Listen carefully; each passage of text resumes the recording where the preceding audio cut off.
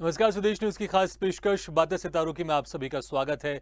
मैं हूं भागीरथ साहू। बातें सितारों की में आज हम रूबरू होंगे अभिनेता सुनील कुमार बिरथरे से। सुनील कुमार बिरथरे का जन्म झांसी में हुआ। एमए की पढ़ाई की तो कॉलेज के समय से ही रंगमंच शुरू कर दिया था, फिर मुंबई का रुख किया और फिल्म 2016 द एंड, ऐसा सोचा ना था, गन वाली दुल्हनिया में अहम भूमिका निभाई। तो अपकमिंग फिल्म मैंने भी क्यों सोच लिया में मुख्य भूमिका में नजर आएंगे। तो वहीं फिल्म फाईगिरी, जो फिल्म है भाईगिरी, उसमें फाइट डायरेक्टर रहे हैं। तो आज हम इनसे मुलाकात करेंगे और जानेंगे इनके एक्टिंग के सफर के बारे में और फाइटिंग मास्टर के सफर के बारे में। आपको बता दें कि सुनील कुमार बिरथरे मार्शल आर्ट में ब्लैक बेल्ट भी हैं और कई नेशनल और इंटरनेशनल चैंपियनशिप में इन्होंने पार्टिसिपेट किया है। तो हमारे साथ सीधे जुड़ गए हैं अभिनेता सुनील कुमार बिरथरे। सुनील जी, आपको बहुत बहुत स्वागत है स्वदेश न्यूज की खास पेशकश बातें सितारों की में। नमस्कार भागीरथ जी। सुनील जी, आप मार्शल आर्ट में ब्लैक बेल्ट भी हैं और जी आपने कई चैंपियंस पे आपने पार्टिसिपेट भी किया है, चाहे वो नेशनल चैंपियनशिप हो, इंटरनेशनल चैंपियनशिप हो। तो ये मार्शल आर्ट की एक तो शुरुआत कब से हुई आपकी, कितनी उम्र से आप कर रहे हैं? क्योंकि अक्सर हमने देखा है बहुत छोटे उम्र से लोग इसमें जुड़ जाते हैं। और साथ में फिर कैसे मार्शल आर्ट आप करते करते कैसे आप अभिनय के क्षेत्र में आपका जाना, अभिनय की शुरुआत कैसे हुई आपकी? मैंने कराटे 7 साल की एज से स्टार्ट कर दिया था। हम्म। स्टार्टिंग में कराटे मैंने इंदौर में सेंसई दरुण शर्मा के साथ में किया। जी। इसके 3 साल बाद फिर मैं बरेली उत्तर प्रदेश में आया हम्म। और यहाँ पे सेंसाई उदयवीर सिंह के अंडर में मैंने ब्लैक बेल्ट किया। हम्म। और जो मेरा ब्लैक बेल्ट टेस्ट हुआ था तो उसमें काफी बड़े मास्टर मोक्सिस तिलक, जो इंडिया हेड थे एलन तिलक कराटे इंटरनेशनल स्कूल से। हम्म। इसके बाद फिर मैंने ब्लैक बेल्ट सेकेंड डाउन किया नेपाल से। जी। फिर मैं 6 महीने यहाँ ट्रेनिंग के बाद मैं वापस आया इंडिया। फिर मैं इंदौर में रहा हूँ। जी। वहाँ से फिर मेरी जर्नी दोबारा स्टार्ट हुई सेंसई उदयवीर सिंह के अंडर में। फिर मैंने ब्लैक बेल्ट थर्ड डाउन किया। उसके 4 साल बाद कंटिन्यू प्रैक्टिस करने के बाद फिर मैंने ब्लैक बेल्ट को डन किया शहान हसरत खान के अंडर में। इसके बाद फिर मैंने ब्लैक बेल्ट थर्ड डाउन किया, वो भी 4 साल बाद जी। शहान राजेश अग्रवाल के अंडर में। और इसी के साथ मैंने कम से कम 8-10 नेशनल खेले हैं और 3 मैंने इंटरनेशनल खेले, जिसमें एक में मेरा गोल्ड है इंटरनेशनल में जी। और एक इंटरनेशनल में आपने जो हमारा इंटरनेशनल सिल्वर है। चैंपियनशिप में पार्टिसिपेट किया था, सामने आपके जो प्रतिद्वंदी थे वो कौन से देश से थे, कौन से कंट्री से थे वो? मैंने नेपाल के साथ भी खेला है हम्म। और इंडो श्रीलंका भी खेला है मैंने। जी जी। अच्छा, अब अभिनय की हम बात करते हैं। अभिनय की शुरुआत कैसे हुई आपकी, कौन सी उम्र? क्योंकि बहुत छोटी उम्र से आपने मार्शल आर्ट शुरू कर लिया था, कराटे शुरू कर लिया था आपने, लेकिन अभिनय आपने कब से शुरू किया? अभिनय के क्षेत्र में कैसे आपका आना हुआ और आपकी उम्र क्या थी जब आप इस एक्टिंग फील्ड में आप आए थे आप? एक्टिंग फील्ड में तो मैं 30 के बाद आया हूँ, लेकिन इसके पहले मैंने कई नाटक किए, कई रंगमंच किए। नाटक में भी जैसे अंधेर नगरी, जी। एकलव्य और राखी की मर्यादा, काफी नाटक किए हैं। जी। और मेरे मन में हमेशा एक डिटर्मिनेशन था कि एक्टिंग तो करूंगा चाहे टाइम कितना भी लगे। और अंदर ही अंदर दिल में जो आग लगी थी और जो जुनून था, उसे मरने नहीं दिया और मैं मौके की तलाश में था और मुझे मौका मिला और मैं करने लगा। जी। रंगमंच आपने कब आपने ज्वाइन किया? क्योंकि जब रंगमंच मैंने 95 में किया सर, 95 से 99 तक। जी। जी अच्छा, उस वक्त आप कैसे आप इंस्पायर्ड हुए कि आपको लगा कि मुझे रंगमंच ज्वाइन करना है, मुझे इस एक्टिंग की फील्ड में जाना है? किसी आपने कलाकारों को देखा था, किसी से आप इंस्पायर्ड हुए थे, या फिर माया नगरी आपको भाती है? जी, माया नगरी तो आने का मेरा बचपन से ही सपना था। और उसके लिए मैं एक बार क्या हुआ कि मेरे यहाँ पे नाटक वगैरह ज्यादा होते थे, जैसे नौटंकी है, रामलीला है। तो इसको देख के मैं प्रेरित हुआ और फिर मुझे लगा कि मुझे ये करना चाहिए और मेरे मन में करने की शुरू से जिज्ञासा रही। जी। और मैं क्या करता था कि जैसे मैं देख के आता था तो मैं घर के अंदर आके मैं वही एक्टिंग, वही डायलॉग बार बार दोहराता था मैं। अच्छा। जी। और जब मैंने अपने दोस्तों से कहा कि यार मैं एक्टर बनूंगा, तो दोस्त भी यही कहते क्या करोगे जाके, यार बनना है तो इंस्पेक्टर बनो, क्योंकि मैं एनसीसी सर्टिफिकेट हूँ। हाँ है, और एथलीट में भी मैं अच्छा था, मेरा स्पोर्ट बहुत अच्छा रहा शुरू से, जैसे बास्केटबॉल है, वॉलीबॉल है, तो इसमें मैं बहुत अच्छा खेलता था। हाँ और इसके बाद ये जो मन में एक आग लगी थी कि मुझे एक्टिंग तो करना ही है, तो पहले मैंने सोचा कि मैं पढ़ाई पूरी करूं। पढ़ाई पूरी करने के बाद फिर मैं धीरे धीरे इस अभिनय की ओर में चला गया और मैं काम करता रहा। जब मुझे प्लेटफॉर्म मिला तो फिर मैं मौका नहीं छोड़, जाने नहीं दिया मेरे हाथ से। इसके बाद फिर मुझे एक फिल्म मिली भाईगिरी, तो भाईगिरी फिल्म में मुझे डायरेक्शन के लिए बुलाया था, फाइट डायरेक्शन के लिए। जी, ये जो भाईगिरी फिल्म है, ये आपकी पहली फिल्म है जब आप मुंबई आए थे आप? जी जी जी जी। अच्छा, ये इस फिल्म के बारे में आपसे एक्सपीरियंस पूछेंगे, लेकिन उसके पहले जब आप मुंबई आए आप, तो शुरुआती दौर मुंबई का कैसा था? जब तक ये आपको पहली फिल्म नहीं मिली थी भाईगिरी, कितने लंबे समय बाद आपको ये पहली फिल्म मिली और किस तरह का स्ट्रगल करना पड़ा आपको? 6 साल बाद मुझे ये फिल्म मिली थी भाईगिरी। इसके तो पहले मैं ऑडिशन 6 साल तक आप क्या कर रहे थे आप मुंबई में आप? तो मैं कराटे वगैरह सिखाता था मैं। अच्छा, किनको, कलाकारों को या नॉर्मल पब्लिक लोग को आप? नॉर्मल पब्लिक लोग को सिखाता था मैं। लेकिन 6 साल जब आप मुंबई आए थे आप एक्टिंग ही करने आए थे, लेकिन आप इस बीच आप स्ट्रगल करते रहे आप। बजाय ये थी ना कि पहले तो अपना पेट का भी करना है। बिल्कुल, बहुत जरूरी है, वो तो बहुत जरूरी है ना। तो इसके बाद फिर जो बचता था फिर मैं लगा रहता था, इधर ऑडिशन देने जाना, आरामनगर कहीं कहीं जहाँ भी होता था मैं जाता था जरूर। कहीं से कॉल आया, कहीं से रिजेक्शन मिला, लेकिन मैंने हार नहीं हारी।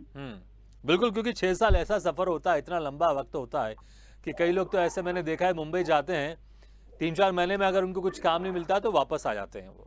और सबसे बड़ी बात ये थी कि मुझे मेरे घर से सपोर्ट काफी रहा। मेरे भाइयों ने मुझे सपोर्ट बहुत किया है, मेरी बहन ने भी बहुत सपोर्ट किया, पैसे से भी, और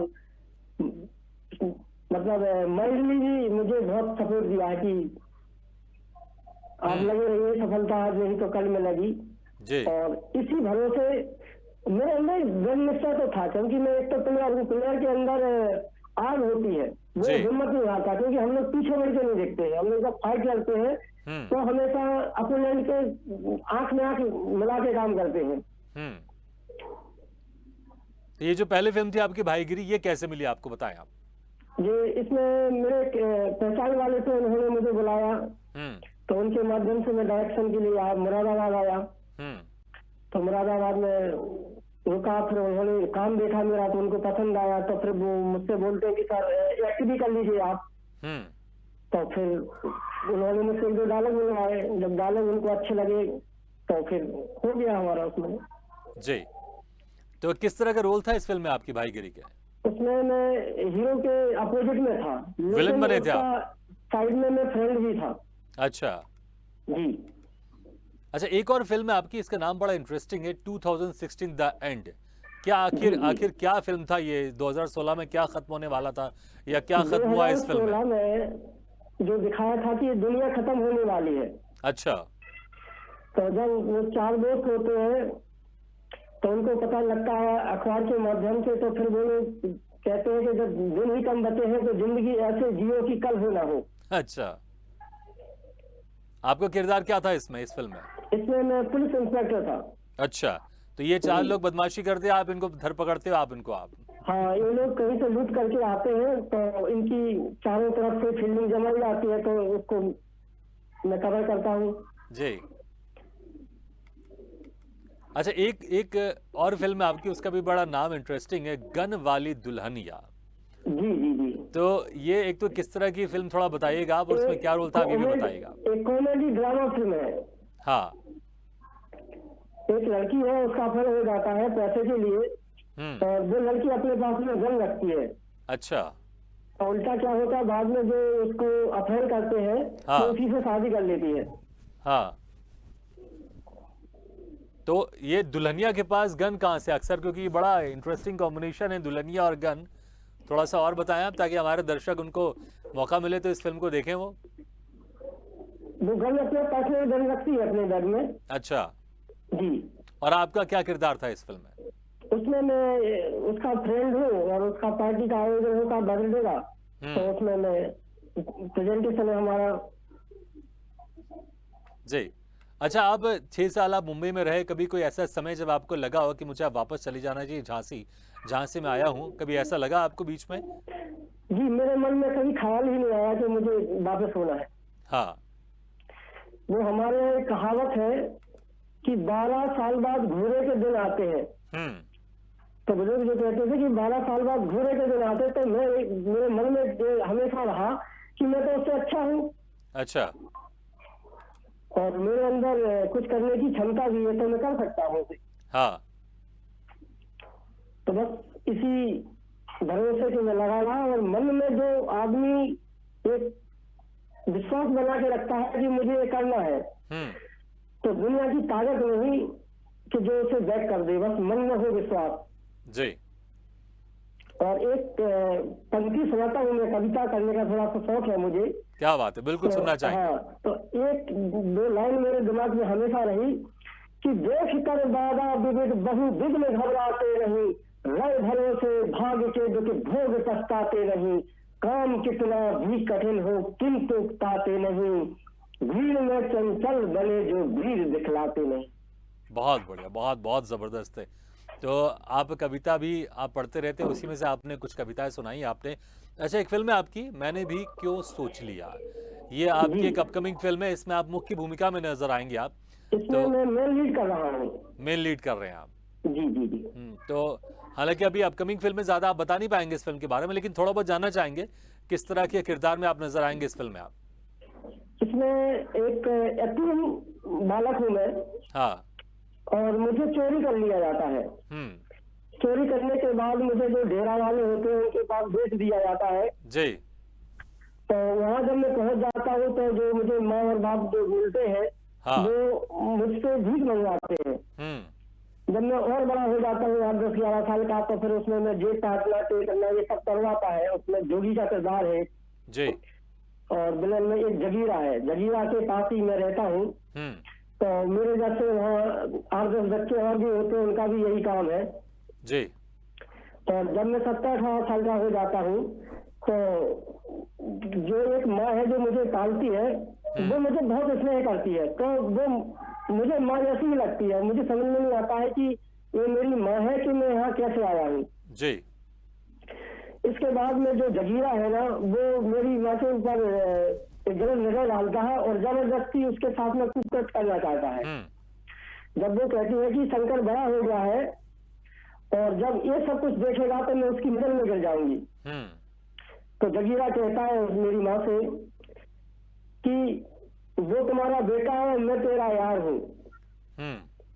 अच्छा, आप बताएं, आप मुझे मैं देखिए पूरी फिल्म के बारे में तो आपसे नहीं पूछेंगे क्योंकि आप बता भी नहीं पाएंगे, और अभी क्योंकि रिलीज अभी होना बाकी है, लेकिन इतने सारे लाइन आपको याद कैसे, क्या लिखी भी आपने क्या ये फिल्म को आप? नहीं, सब मैंने याद किया है, और इसमें जो स्टोरी मैंने दी है, राइटिंग किसी और ने की है। अच्छा, स्टोरी आपकी है। मैं वही सोचू कि आपको इतनी सारी स्टोरी इतने अच्छे से आपको पता कैसे है आपको, तो स्टोरी आपकी है और डायलॉग किसी और ने लिखे हैं। जी। अच्छा, हम ये भी साथ में जानना चाहेंगे कि ये फिल्म कब तक आ जाएगी और कब तक दर्शकों के बीच में दिखाई देगी ये फिल्म? नए वर्ष के पहले आ जाएगी सर। ठीक। अच्छा, आप मार्शल आर्ट में ब्लैक बेल्ट हैं, और अक्सर हमने देखा है जो फाइट मास्टर्स होते हैं वो भी बड़े कोई कराटे कोई में एक्सपर्ट होता है तो कोई मार्शल आर्ट में एक्सपर्ट होता है। एक फिल्म है आपकी भाईगिरी का जो जिक्र किया आपने, जो इस फिल्म में आपने एक्टिंग भी किया, लेकिन इस फिल्म में आपने फाइट डायरेक्टर का भी आपने काम किया है। तो ये जो आप जैसा आपने जिक्र किया था, ये पहली फिल्म थी आपकी भाईगिरी। तो पहली फिल्म आपने as a fight master, as a fight director के तहत आपने शुरू किया आपने? Yes sir. जी। तो उसके बाद फिर आपने इसको कंटिन्यू नहीं किया आपने? इसके बाद काफी टाइम बाद फिर मुझे 2016 भी इनका अवसर मिला, जिसमें मैंने ऑडिशन दिया। ऑडिशन के बाद मैं सेलेक्ट हो गया, और इसके डायरेक्टर थे जयदीप चोपड़ा जी। नहीं, मैं देखिए, मैं अभी नहीं, मैं ये फाइट मास्टर फाइट डायरेक्टर की बात कर रहा हूँ कि ये इत्तेफाकन आपका इसमें ऐसे फाइट मास्टर बनना हुआ, फाइट डायरेक्टर बनना हुआ, या फिर आपने सोचा कि नहीं मुझे आगे अभिनय करना है इसलिए मुझे फाइटिंग के क्षेत्र में नहीं जाना है, मुझे एक्शन डायरेक्शन के क्षेत्र में नहीं जाना है? जी, मैंने यही सोचा था कि मुझे एक्टर ही बनना है। तो फिर मैंने थोड़ा सा ध्यान घर से एक्टिंग की तरफ डाल दिया। तो किस तरह से रहता है जब आप फाइट मास्टर आपने किया था पहली फिल्म की हम बात करेंगे, क्योंकि हमने अक्सर देखा है कि जब पंच मारते हैं तो थोड़ा दूर से हाथ निकलता है, लेकिन कभी कभी हमने देखा है बहुत बार ऐसे एक्सीडेंट भी हो जाते हैं, किसी को पंच मार रहे हैं, वो नकली पंच होता है लेकिन असली में भी लग जाता है। तो कभी जब आप फाइट मास्टर, आप एज ए फाइट डायरेक्शन का आप काम कर रहे थे, कभी ऐसा आपके टीम में भी ऐसा हुआ कि हीरो असली में या नकली में किसी को मार रहा होगा लेकिन असली में लग गया हो? नहीं, मैं क्या करता हूँ, मैं उसे अच्छे से पहले प्रैक्टिस देता हूँ और चेक करता हूँ। जी। और एक्टर को पहले तो मैं अपने सामने लाता हूँ कि भाई पहले तुम मुझसे स्टार्ट कर, क्योंकि अगर मेरे ऊपर अटैक होगा तो मैं आराम से डिफेंस कर सकता हूँ उसका। तो 4-6 बार प्रैक्टिस हो जाने के बाद फिर मैं उसे सामने लाता हूँ ओपोनेंट्स के। और जब मैं देखता हूँ कि हाँ भाई अब फिट है, इसके बाद मैं उसे डन करता हूँ। अच्छा सुनील जी, हमने देखा है कि जैसे अभी आप एज ए फिल्म में एज ए लीड काम कर रहे हैं, तो अक्सर जो एक लीड काम कर रहा होता है तो हमने देखा है वो डांस भी करता है, रोमांस भी करता है, और आप फाइटिंग तो आप करते ही हैं क्योंकि आप as a black master martial art में, तो क्या आप डांस वांस भी करते हैं आप? डांस कर लेता हूँ मैं, ऐसा नहीं है। जब एक्टिंग की लाइन में हूँ, एक्टर बनने का जो सपना देखा है, जिसके लिए लगा हूँ, तो डांस तो कर लेता हूँ मैं। जी। अच्छा, हमने बहुत सारे आपकी तस्वीरें देख रहे हैं जिसमें मुश्ताक खान भी हैं और तमाम तरह के बड़े बड़े एक्टर हैं, तो इनके साथ काम करने का एक्सपीरियंस कैसा था आपको? सबसे अच्छा क्या लगा आपको, किनके साथ काम करने पे लगा आपको? मुझे जितने भी अभी तक जो बड़े एक्टर आए हैं मेरे साथ, मैंने सबसे कुछ ना कुछ सीखा जरूर है। जी। उनमें से किसी ने कोई ऐसी बात कही हो आपको जो आपके लिए यादगार बन गई हो? उन्होंने केवल हमसे एक ही बात कही कि बेटा लगे रहिए आप। वो कहावत है ना कि करत करत अभ्यास से जड़ मति हो सुजान, रसी आवत जात ते सिल पर हो निशान। और हमारे मन में कविता पढ़ने का तो हमेशा ख्याल आता है जी। तो मैं अभी आपको एक रामधारी सिंह दिनकर की सुनाता हूँ। जी बिल्कुल, सुनना चाहिए। है विपत्ति जब आती है, सच है विपत्ति जब आती है, कायल को ही दहलाती है, सूरमा नहीं विचलित होते, क्षण एक नहीं धीरज खोते, विघ्नों को गले लगाते हैं, कांटों में राह बनाते हैं, मानव जब जोर लगाता है पत्थर पानी बन जाता है। क्या पत्थर पानी बन जाता है। बहुत बढ़िया, बहुत बढ़िया। अच्छा, आप इतने खूबसूरत तरीके से आप कविता पढ़ते हैं, तो हम कोई संवाद भी सुनना चाहेंगे जो आपकी फिल्म का हो या आपके रंगमंच का, और जो आपको याद हो।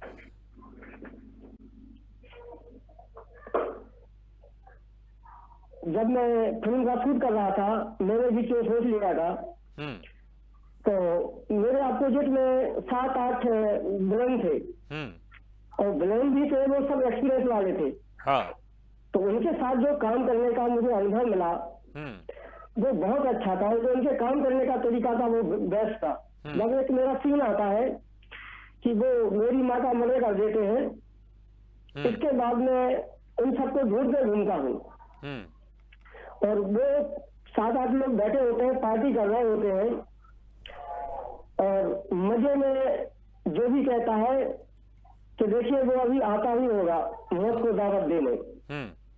तो मेरे डायलॉग है उसमें कि तुमने ठीक कहा गुरु जोगी, मौत की दावत देने तो मैं आया हूँ, पर अपनी नहीं तुम्हारी। अपने गुर्दों से कहो अपने खिलौने फेंक दे, वरना तुम्हारी मौत अभी के अभी हो जाएगी। बहुत बढ़िया। इसके संवाद कहीं आपने तो नहीं लिखे हैं? नहीं सर। अच्छा, आपने कहा कि आपने एक स्टोरी अभी लिखी थी, इसके अलावा और क्या क्या लिखते हैं आप? मैं एक स्टोरी लिख रहा हूँ जो रोड किनारे रहते हैं, जो नेक्स्ट टाइप के लोग होते हैं, उनका एक वैसा होता है नाचना गाना, और साइड में वो करेक्ट भी होते हैं। और उनके यहाँ मैंने एक चीज देखी है कि वो कमाते हैं, वो लेट के खाते हैं। तो वही एक जो सच्ची घटना है उसी पे आधारित में एक स्टोरी लिख रहा हूँ। उसके बाद में वो यहाँ से जाके वो यूपी से जाके वो मुंबई चले जाते हैं। लेकिन एक वो है ना कि जो शिकारी होता है ना, तो कभी कभी वो अपने चक्कर में अपना ही शिकार कर लेता है, अपने का ही शिकार कर लेता है। अच्छा। तो उस टाइप की वो एक स्टोरी है जो मैं लिख रहा हूँ, और कंप्लीट हो गई है, बस थोड़ा सा लास्ट रह गया उसका। चलिए, बहुत बढ़िया। अच्छा, हम तस्वीरों में देख रहे हैं आपके अक्सर जो तस्वीरों में छोटे बाल है और शायद अभी आपके बड़े बाल है, लंबे जी आप हाँ, जी। बड़े बाल है। तो कोई कोई खास वजह से आप अपने बाल को बढ़ा रहे हैं?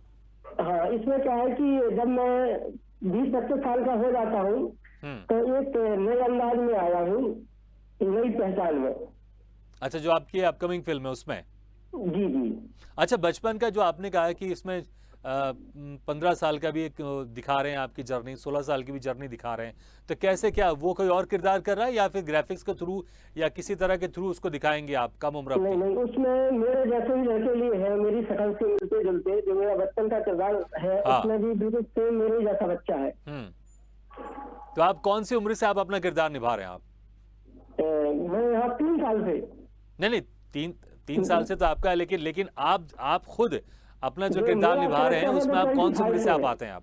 क्योंकि जो जो मेरा कैरेक्टर है वो 25 ईयर से है। अच्छा 25 ईयर से फिर लड़का, अपने आप को जी। आप उसमें आप दिखाई देंगे, उसके पहले जो बाकी दूसरे कलाकार हैं वो इसमें जी। नजर आएंगे। इस फिल्म में किस तरह के गाने हैं ये भी जानना चाहेंगे आपसे। इस फिल्म में रोमांस भी है, सैड भी है। तो सुनील बिरथरे अपकमिंग फिल्म में रोमांस भी करते हुए दिखाई देंगे। जी जी। अच्छा, वैसे क्या अच्छा लगता है आपको? आपको रोमांस करना ज़्यादा आपको अच्छा लगता है स्क्रीन में, या आपको एज ए विलन की भूमिका निभानी ज़्यादा अच्छा लगती है, या आपको मुझे किस तरह के मुझे सीन आपको अच्छे एक्शन लगते हैं करने करने, में किस तरह ज्यादा के इंटरेस्ट है। संवाद अच्छे लगते हैं आपको? जी जी। किस तरह के संवाद अच्छे लगते हैं आपको? एग्रेशन वाले, रोमांस वाले, या कॉमेडी? किस तरह के डायलॉग्स? जैसे अग्रेसिव भी चलेंगे और रोमांस भी हम्म और सैड भी और एक्शन, बस इसी टाइप का मुझे पसंद है। सुनील जी, आपने कहा कि आपने इस फील्ड में, एक्टिंग की फील्ड में आपने 30 के बाद आपने एंट्री मारी थी इस फील्ड में आपने, तो जी, उसके जी। पहले आपने क्या सोचा था? अगर आप सुनील बिरथरे अगर एक्टर नहीं होते तो क्या होते इसके अलावा? आप एज ए मार्शल आर्ट आप ट्रेनर तो है ही, इसके अलावा कोई आपने बीच में कभी जॉब भी किया आपने, या कुछ और आपने सोचा भी था कभी आपने? मैं कराटे जरूर सिखाता रहा हूँ, लेकिन मेरा एक दृढ़ संकल्प था कि भले लेट एंट्री हो लेकिन एक्टिंग करूंगा मैं। चलिए, बहुत बढ़िया। अच्छा सुनील जी, समय कम है और आप मार्शल आर्ट में ब्लैक बेल्ट है, तो हम चाहेंगे कोई एक टिप्स आप दे दें कि आप बैठे बैठे अगर कोई आपके पीछे से हमला करता है तो आप कैसे बच सकते हैं, या कोई ऐसी कोई सेल्फ डिफेंस की टेक्निक अगर आप बताना चाहें जो अक्सर आप अपने जो सीखने आते हैं उनको आप बताते हैं, जी। कोई टेक्निक जरा बताएं आप। जैसे जैसे मैं अभी कुर्सी पर बैठा हूँ हाँ। और कोई आके मेरा ऐसे गला पकड़ लेता है, ठीक है, हाँ। तो गला वो पकड़ तो लेगा मेरा गला, लेकिन मुझे यहाँ से डिफेंस करना है तो मैं क्या करूंगा, एक हाथ से उसको यहाँ पे लॉक करूंगा उसके हाथ को, और एक कोने है यहाँ से सीधा लेके जाके पीछे सीधे उसके यहाँ पे जाके हिट करूंगा। बहुत बढ़िया। और अगर उसमें मुझे सुविधा नहीं होती है तो मैं उसको यहाँ से शोल्डर के पकड़ूंगा, यहीं से सीधा अपना आगे उसे फेंक सकता हूँ। बहुत बढ़िया। चलिए, दो टेक्निक्स मुझे लगता है मेरे साथ साथ दर्शकों ने भी सीख ली कि अगर बैठे बैठे कोई आपके ऊपर हमला करता है तो। सुनील जी, बहुत बहुत शुक्रिया, समय निकालकर आपने हमारे इस कार्यक्रम में शिरकत की, और जो आपकी अपकमिंग फिल्म है उसमें जो आप मुख्य भूमिका में नजर आने वाले, इसके लिए आपको बहुत बहुत शुभकामनाएं। बहुत बहुत धन्यवाद, बहुत बहुत शुभकामनाएं आपको भी, आपका चैनल दुनिया में नंबर 1 हो। Thank you very much.